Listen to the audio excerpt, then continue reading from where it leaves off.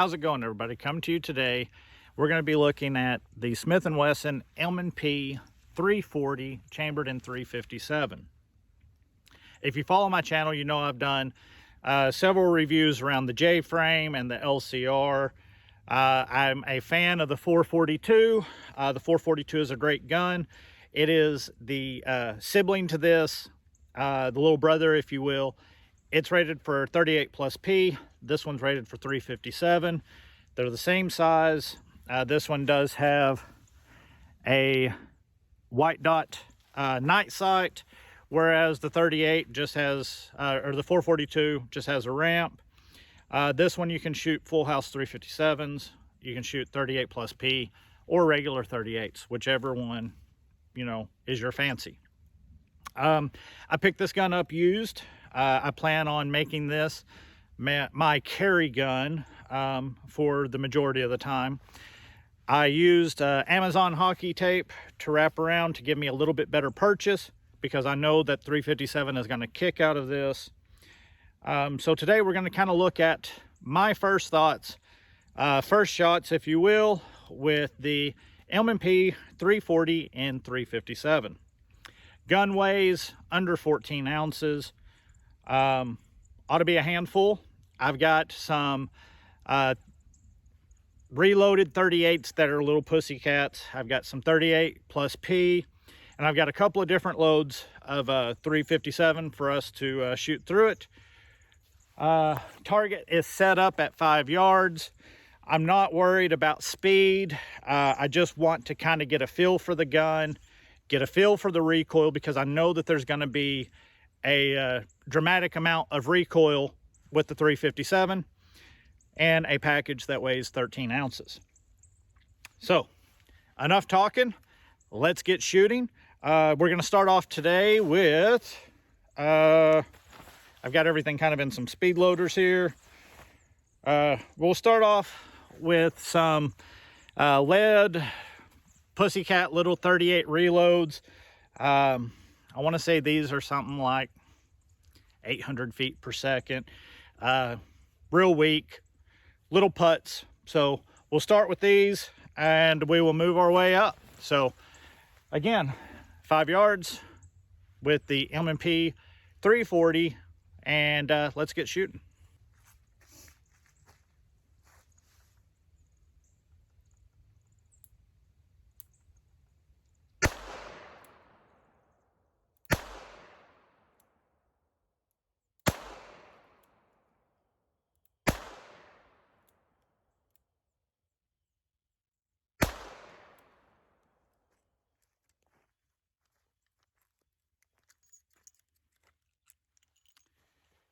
Fairly accurate little reloads. Again, no real recoil. Those are little, I mean, pussycat rounds. Reloaded real light. Point of aim, point of impact is a little bit high, but still, I mean, close enough for government work. Next, we've got the V-Crown 38 plus P. So we're stepping up from a weak 38 to 38 plus P. Again, out of the M&P. So let's do it.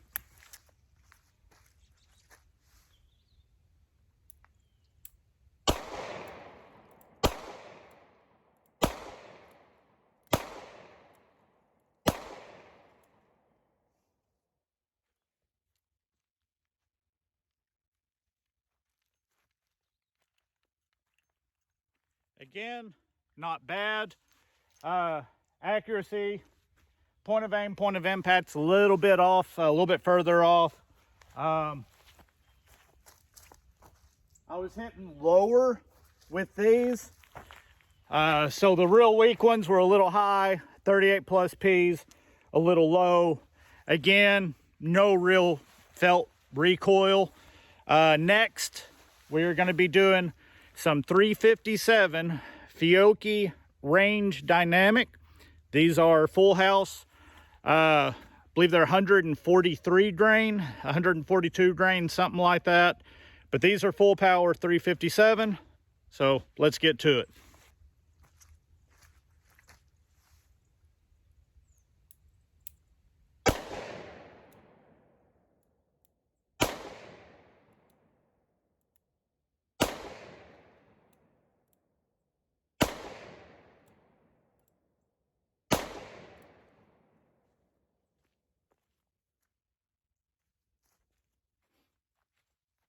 that one I could definitely feel was 357. You felt a little bit of pressure right here and a little bit on the bottom of my trigger finger where it's coming up. Again, not bad. Point of aim, point of impact was pretty close, about a 1/2 inch low. So not perfect, but not the end of the world. Not something I would still carry anyway. So, I mean, it's not like carry ammo. These are UMC Remington 125 grain jacketed soft points. So these will probably kick, I'm assuming. So far, everything's been manageable. Like I said, I do feel a little bit of sting, if you will, right there in the web of my hand. But I think if I put a little bit more tape right there, it'll be fine. It's not bad.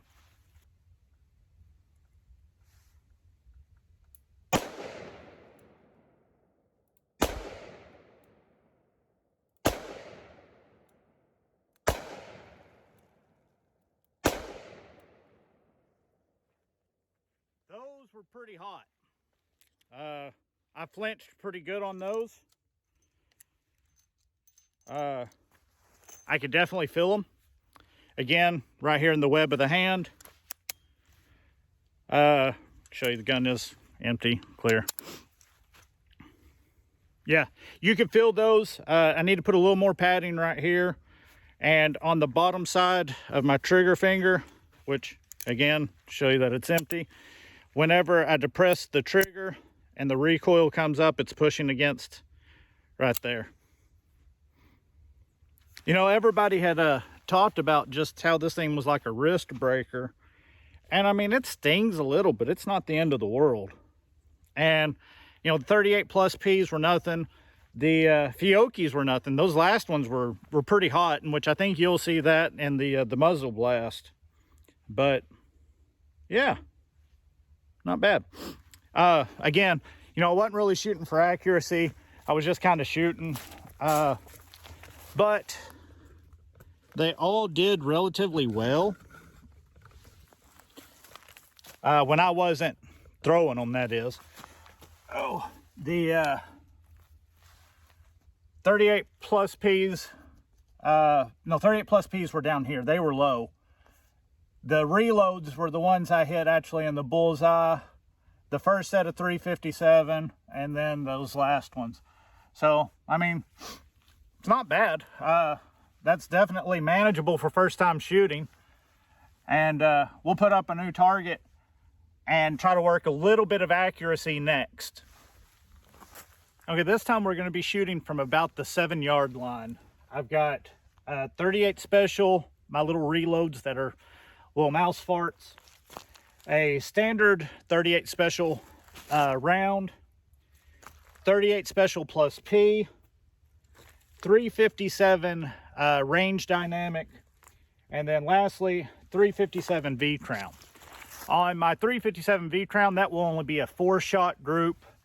That's all the spare ammo I have in the V Crown right now. So we'll go from weakest to strongest, and we'll see what kind of accuracy I can get out of this little snubby at about 7 yards, which I think is really close to the limit of true self-defense. Anything over that, you might be in trouble. Don't get me wrong, I know a lot of stuff happens past that, but I think that's a good judge for a first range day, to just kind of see where I'm hitting with this gun. So anyway, we're going to be, like I said, back about the 7-yard line, and we're going to go from weakest to strongest. It's going to be 38 reloads, regular 38, 38 plus P, 357 range dynamic, and 357 V Crown. So here we go.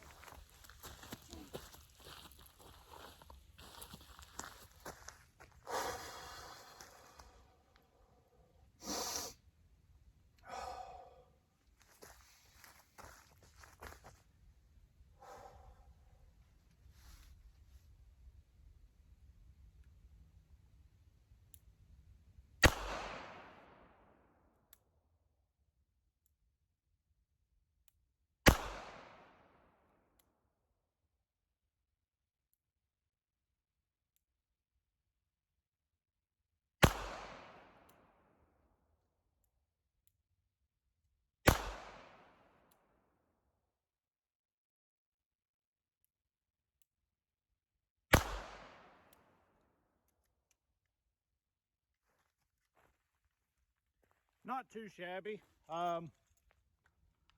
Little high and a little bit to the left, but I'll show you a close-up of each target once I'm done. But it's not bad. Nah. Okay, so next we've got just some standard Winchester 38 grain. I'm sorry, 130 grain and 38 special. This one will be in the top right.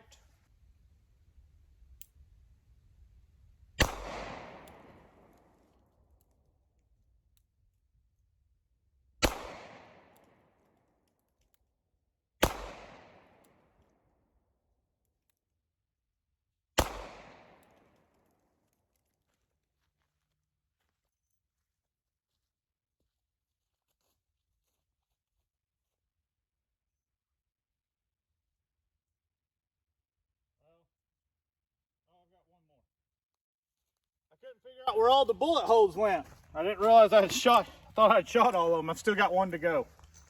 That round's hitting really weird.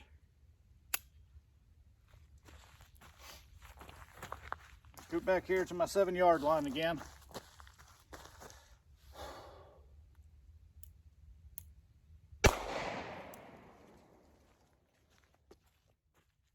I've only got 3 bullet holes in the target with those. I don't know if I went through the same hole or what, or how I must have flinched and missed something. I don't know.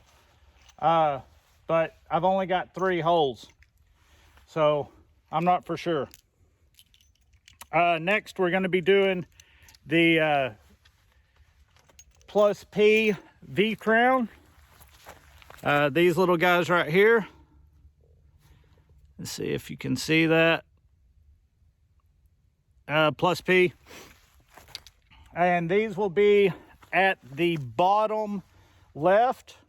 Yeah, that's really weird with those regular 38s. I don't know where they went. I'll have to rewatch the video.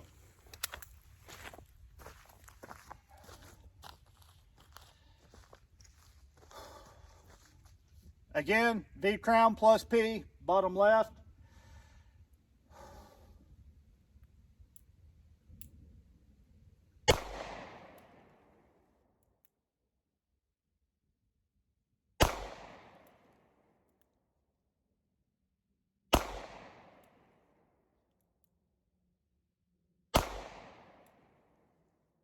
Those shot really well. I mean, really well in this gun. Real close point of aim, point of impact with that big sight. So, and not much felt recoil at all. Okay, so next we're gonna do the 357 range ammo from Fiocchi. 1, 2, 3, 4. I'm missing one. Where's it at? There it is.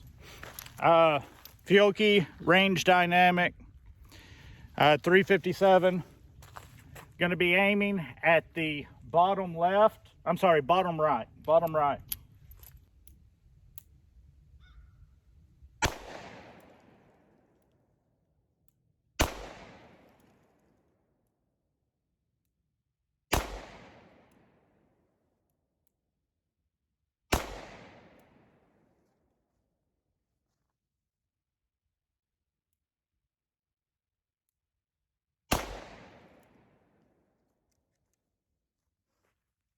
Almost forgot to count again.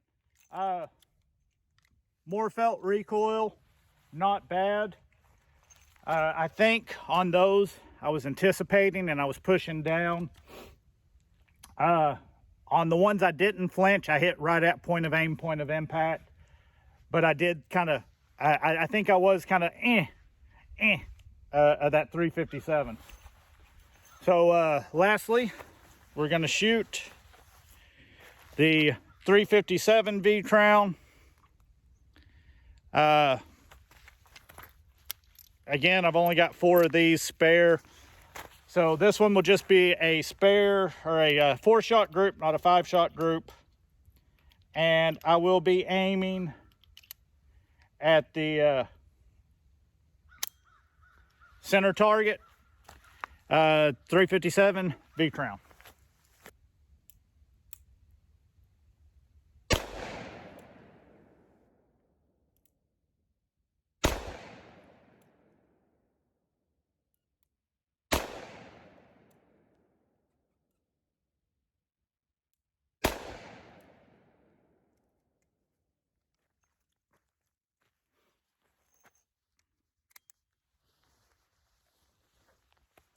Okay, let's go see what we did. The gun, I think, is plenty accurate. It's just me having to get used to it. Here we have my reloads, 1, 2, 3, 4, 5, about the size of my thumb. So, rule of thumb, I think that's good. This one here, there is at least 1, 2, so that's 1, 2, 3, 4, and 5. So I did put 2 in the same hole here and 2 in the same hole here. Let you see that. Then we come down here. Ooh, if I can get you down here. To the plus P's. Nice little vertical string there. I don't know, 1, 2, 3, 4. I don't know where the 5th one went. Here's the 357. These 2 are ones where I made for sure I didn't flinch. These 3, I think I was flinching and pushing down. And then for the V-Crown, I've got 1, 2, 3, and 4. Oh wait, no, I'm sorry. That's not 2. That one.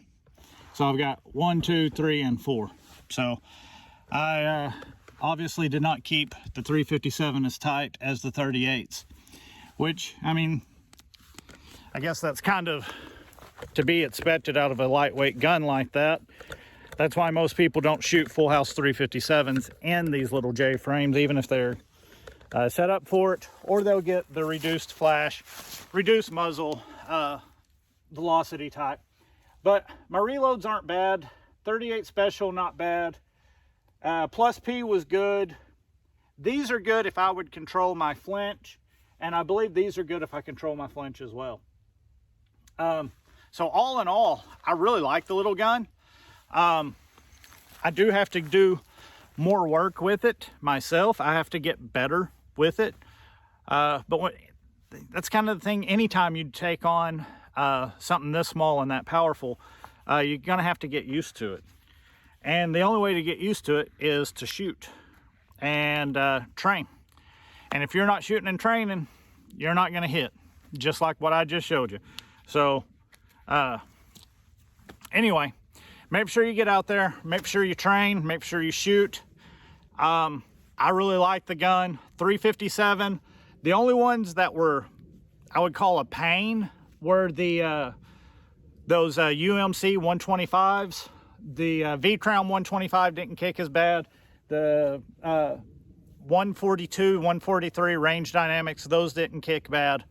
So anyway, I hope you guys enjoyed. I hope you guys liked watching my first thoughts, first shots with the M&P 340 and 357, shooting some 38s and some 357 ammo through it. And as you can see, my hand still works, my wrist isn't broke. These things aren't that uncontrollable. I've got to get better because I haven't shot a whole lot of 357, and that's on me. So if I'm going to carry this with 357, I got to shoot more 357, and that's exactly what I'm going to do. As always, like, share, subscribe, and train with what you carry, train what you plan on carrying, and train some more. Thank you guys for watching. We'll see you next time.